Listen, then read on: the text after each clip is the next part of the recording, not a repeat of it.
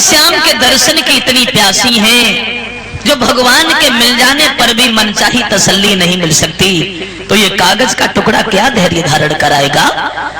क्षमा कीजियो श्याम को वे हैं बिल्कुल लाचार, तुम्हें पता है श्याम को प्रेम मात्र आधार। भगवान को माफ कीजिए, आने में असमर्थ हैं। तुम्हारे लिए लिखा है कि लड़कियां सब योगिन बन के रहें। जो ये सुना कि योगिन बन के रहें, तो विशाखा नाम की लड़की चली गई है उधर इधर। अरे हम तो वैसे भी योगिन हैं, लेकिन एक प्रश्न का उत्तर चाहिए तुमसे। क्या वो भगवान कन्हैया अपने आप को क्या समझने लगे? क्या भूल गए हैं गुलचा खाना, चोरी करना छोड़ दिया, इस प्रेम दीवानी भोली सी राधा से रिश्ता तोड़ दिया।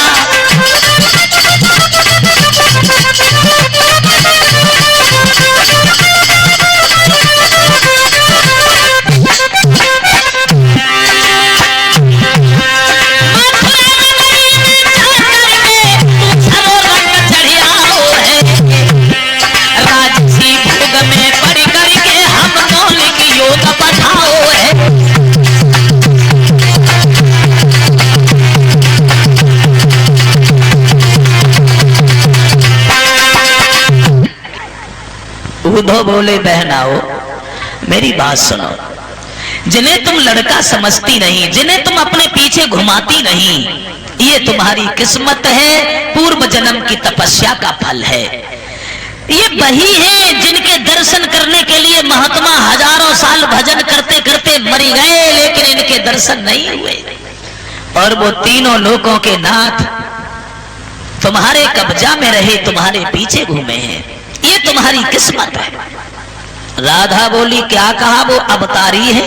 हाँ, कोई ऐसा मूर्ख नहीं होगा जो घर आया नाग न पूजे और बाबी पूजने जाए। उद्धव वे इंसान है चाहे भगवान है, लेकिन हमने तो उन्हें कुछ और माना है। क्या माना है? तो राधा बोली है कि दुनिया के लोग कहें कुछ भी, हम एक धारणा धारे हैं।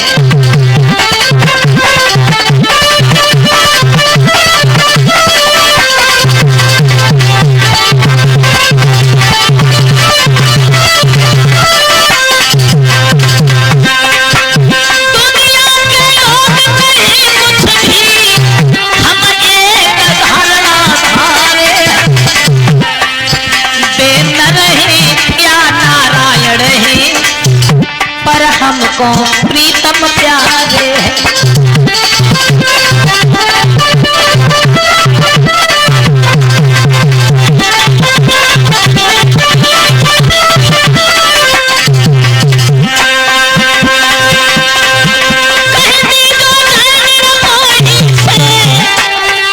हम दुखियन की ममता न धरे, बेराज करें हम त्याग करें, बेभोग करें हम योग करें।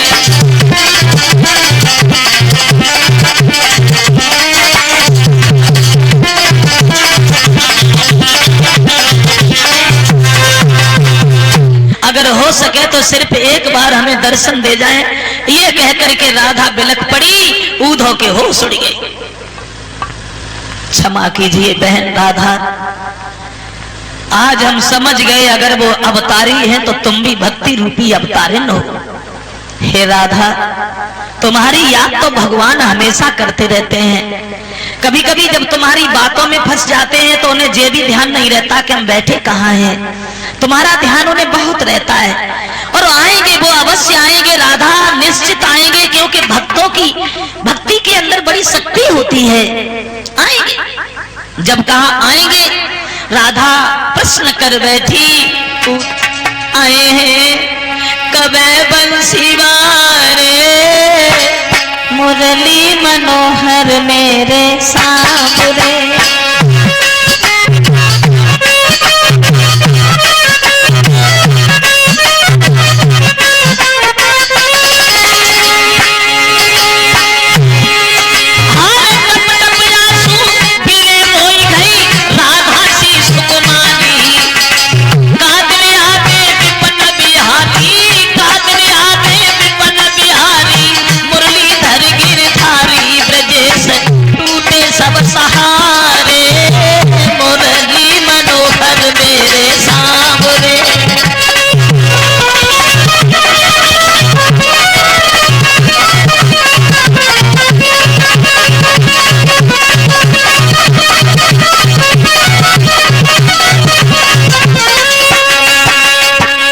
राधा बोली दुख तो इसी बात का है उद्धव, बचपन से साथ साथ रहे, खेले कूदे पले बढ़े, लेकिन मैंने उनसे कभी कुछ नहीं कहा।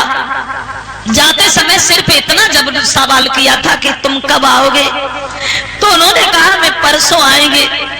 इस बात के अलावा भगवान से मैंने कछु न कही, मैंने कछु न कही, एक बात न कही, जुदाई की पीड़ा फिर काहे को सही है, मैंने कछु न कही।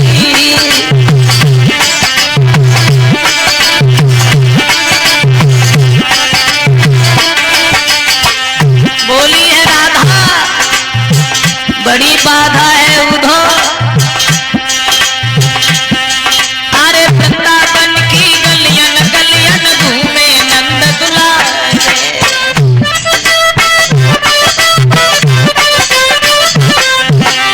वृंदावन की गलियन गलियन घूमे संग हमारे, कौन सी भूल बन गई हमसे रूठे बंसी वाले, मैंने कछु न कही है, बात न कही, जुदाई की पीड़ा फिर काहे को सही है, मैंने कछु न कही।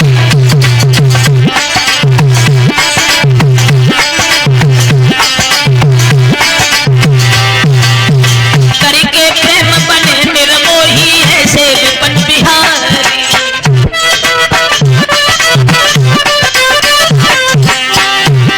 हर करके प्रेम बने निर्मोही ऐसे विपन बिहारी, हर मात यशोदा घर में मिल के सबकी याद बिसारी, मैंने कछु न कही, एक बात न कही, जुदाई की पीड़ा फिर काहे को सही है, मैंने कछु न कही।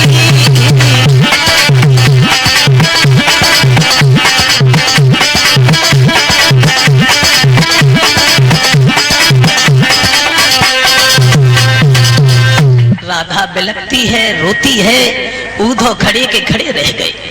अंत में राधा से क्षमा मांगी गोपियों से कि हमें माफ कर दो। आज हम समझ गए कि भगवान को चाहने वाले कितने लोग पड़े हैं, हमें माफ कीजिए, अब हम जा रहे हैं, तुम्हारी खबर हम भगवान को सुनाएंगे। चल दिए उद्धव, लड़कियां सुस्त हो गईं। उद्धव ने कहा अब काहे को सुस्त हो, अब तो तुम्हारी हम खबर भगवान को सुनाएंगे। क्यों? अपने पास से विदा करते समय मगन होके चेहरा प्रसन्न करके भेजना चाहिए, उदास चेहरा करके नहीं भेजना चाहिए। लड़कियां बोली उद्धव आज तक तो ये आस लगी थी कि भगवान आएंगे, नहीं आए, थोड़ी देर तुम आ गए, अच्छा लगने लगा, अब तुम भी जा रहे हो, क्या दशा होगी हमारी आपके जाने के बाद। तारे गिन गिन के उद्धव रात कटे तीनों छू,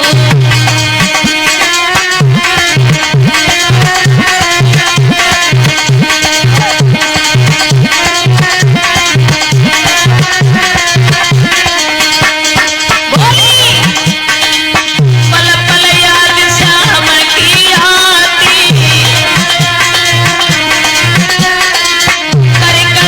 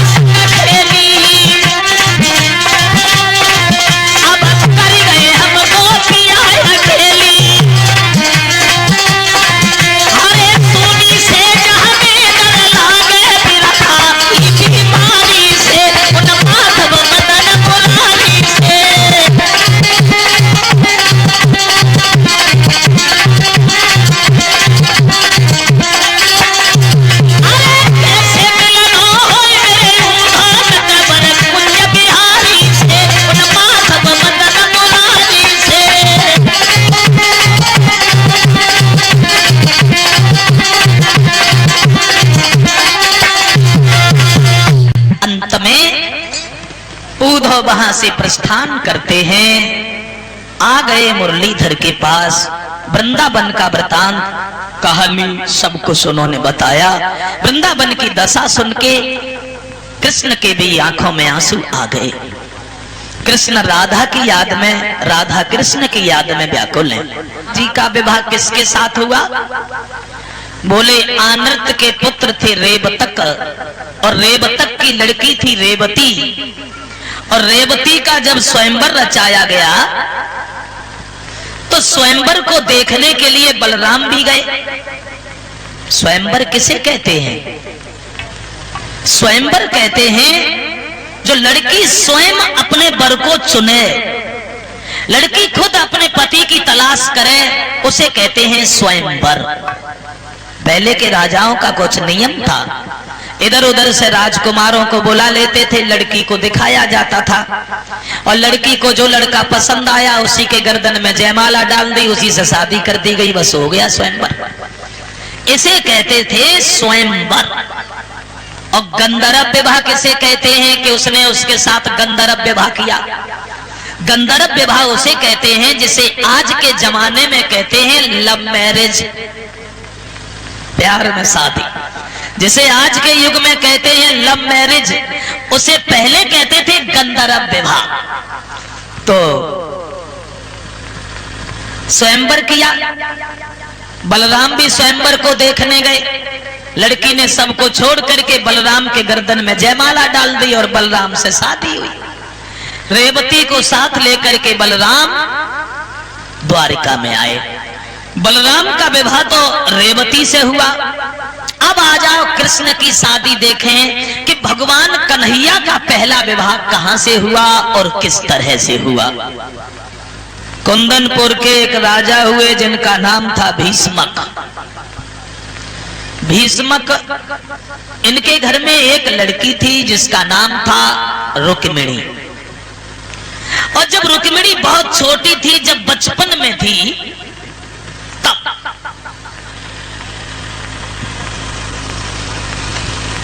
रुक्मिणी के दरवाजे से एक महात्मा जी कुछ गुनगुनाते हुए, कुछ गाते हुए निकल गए कि ब्रजभूमि में हुआ है अवतार कन्हैया का, और सौभाग्य है उन्हें हो दीदार कन्हैया का। ब्रजभूमि में हुआ है। जो रुक्मिणी ने सुना कि ब्रजभूमि में भगवान का अवतार हो गया है, तो सोचने लगी रुक्मिणी मन में, ये जीवन दिन व्यर्थ हो रहे हैं।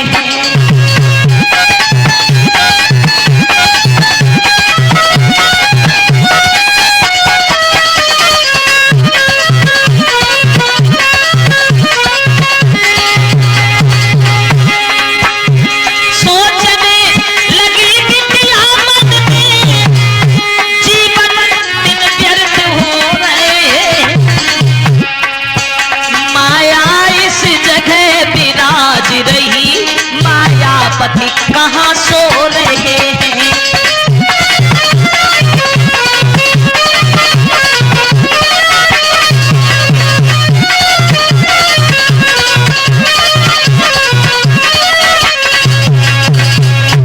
बचपन में रुक्मिणी ने संकल्प कर लिया, मैं जब शादी करूंगी तो भगवान कृष्ण के साथ में, और अगर भगवान से शादी नहीं हुई तो मैं जीवन भर यूं ही बनी रहूंगी, उनकी भक्तिन बन के गुजारूंगी, मगर शादी दूसरे से नहीं करूंगी। रुक्मिणी बचपन में चलते फिरते उठते सोते जागते कृष्ण का नाम उनके मुंह से निकलने लगा। धीरे धीरे आ गया वो दिन, रुक्मिणी जवान हो गई, शादी के लायक। और एक दिन रुक्मिणी की मां ने अपनी बेटी को देखा कि हमारी बेटी तो अब जवान है, विवाह के लायक है, अरे क्यों नहीं आज ही अपने पति को बुलाऊं।